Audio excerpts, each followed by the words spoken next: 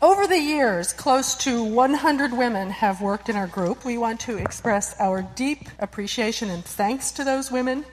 We also want to express our deepest thanks to the Museum of Modern Art for making us all so angry 23 years ago that we started the Guerrilla Girls. In 1984, the Museum of Modern Art opened an exhibition called An International Survey of Painting and Sculpture. The only problem was it contained only 13 women artists out of 169, and there were even fewer artists of color. The curator made a public statement that any artist who wasn't in the show should rethink his career.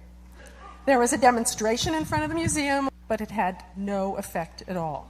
So we got together a bunch of great women artists, we named ourselves the Guerrilla Girls, and we started sneaking around New York in the middle of the night putting up posters. We used facts, humor, and outrageous visuals to expose sexism, racism, and corruption in the art world, and then also in the world of politics, film, and pop culture. We take the names of dead women artists as pseudonyms, and this anonymity keeps the focus on the issues. One of our goals is to undermine the idea of a mainstream narrative in the production of visual culture. Kind of the opposite of what goes on in an institution like this. In the last few years, we've written several books, including The Guerrilla Girls, Bedside Companion to the History of Western Art, and Bitches, Bimbos, and Ball Breakers, the Guerrilla Girls Illustrated Guide to Female Stereotypes. We also manage a website, guerrillagirls.com, and in 2005, we created a large-scale installation for the Venice Biennale. We also brainstormed with Greenpeace, and we participated in Amnesty International's Stop Violence Against Women International campaign. In 2006, we unveiled our latest anti-film industry billboard. We also created large-scale projects for Istanbul and Mexico City. We've made appearances all over the U.S., as well as in the Netherlands and Spain, and also the UK. We love art and artists, but let's all face it, the art world sucks. The following information is lifted mostly from our Guerrilla Girls Art Museum activity book. It's our parody of those cute books that museums sell to children, only this one encourages everyone to criticize museums. A brief history of museums. It all began because rich people have always had a lot of stuff. A few centuries ago, they ran out of space in their palaces and churches. Bingo, art museums. Now, lots of the art you see today in museums was originally stolen. Now, countries, native peoples, and families are trying to get their things back. Finders, keepers, losers, weepers, until you get really bad press. Everybody thinks that the art world is getting better in its treatment of women artists. Let's go back to our poster from 1989, where we went to the Metropolitan Museum to conduct what we like to call the weenie count. We counted naked males and naked females in the artworks. Less than 5% of the artists in the modern art section are women, but 85% of the nudes are female. So in 2005, we went back to the Met and counted again. This is what we found. A few less women artists and a few more naked males. Is this progress?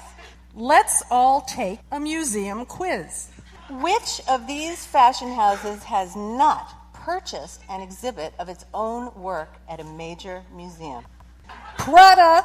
The Met organized a Christian Dior show in 1996, funded by Dior, and a Cartier show in 97, funded by Cartier. The Guggenheim accepted $5 million from Armani, the very year it mounted a major exhibition of Armani design.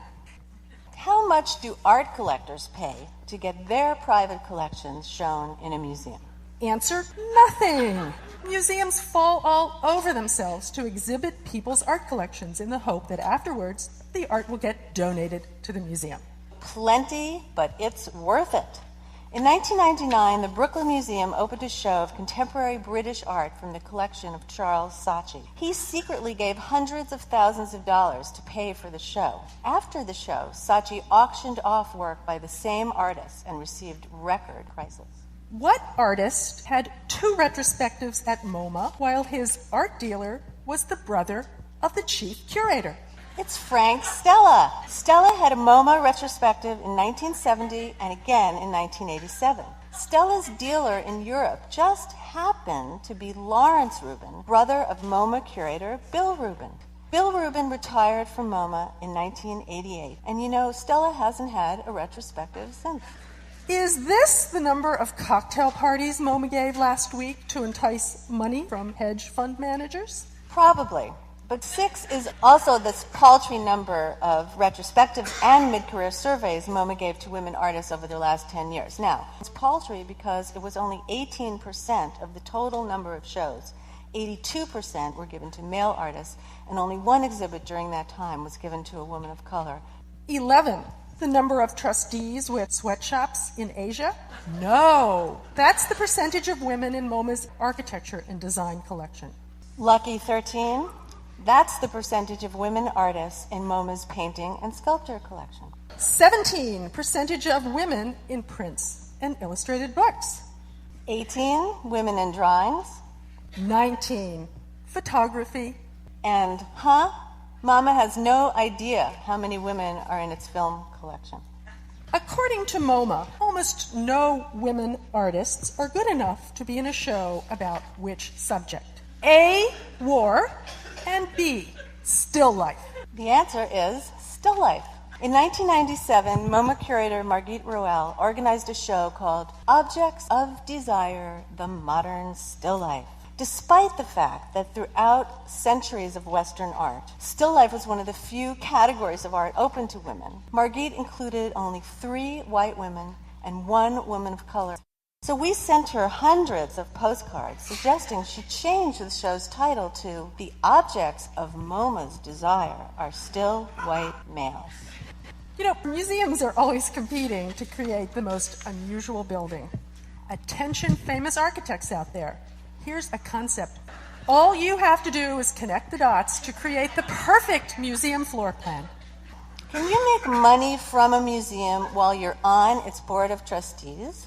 $11 million says yes. That's what Count Giuseppe Ponza di Buomo got paid in 1990 for selling part of his art collection to the Museum of Contemporary Art. He was, of course, on the board of directors at the time.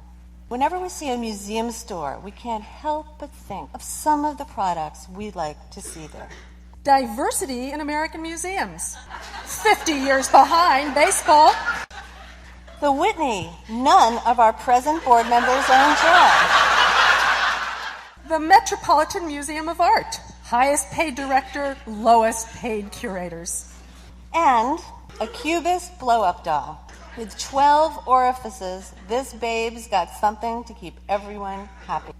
Recently, the Guerrilla Girls have been faced by a big dilemma. What do you do when the system you criticize embraces you? In 2005, we were asked to do a large-scale installation at the Venice Biennale. And here we are at MoMA. We're not in a show, of course, we're just talking.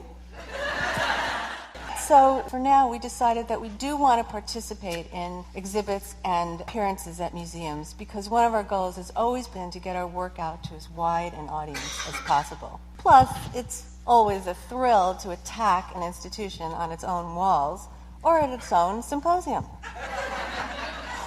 Here's what we did in Venice.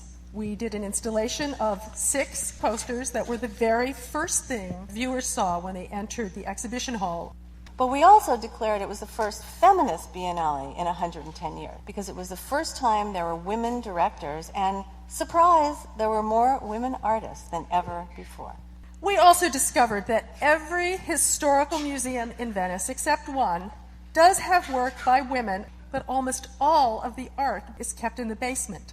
So we appropriated this iconic image of Marcello Mastroianni straddling Anita Ekberg in La Dolce Vita and demanded that viewers go to the museums and tell them they want more women on top. Then we put this demand on coasters and got them into bars all over Europe. We interviewed women artists in Turkey and told their fortune in coffee grounds. So that's a little bit of our take on feminism and activism. We're planning a lot more work about politics, but also more work about art and culture. So our advice is do what we do. Keep making trouble. Don't stop speaking up. and keep finding new and better ways to do it all the time. Thank you.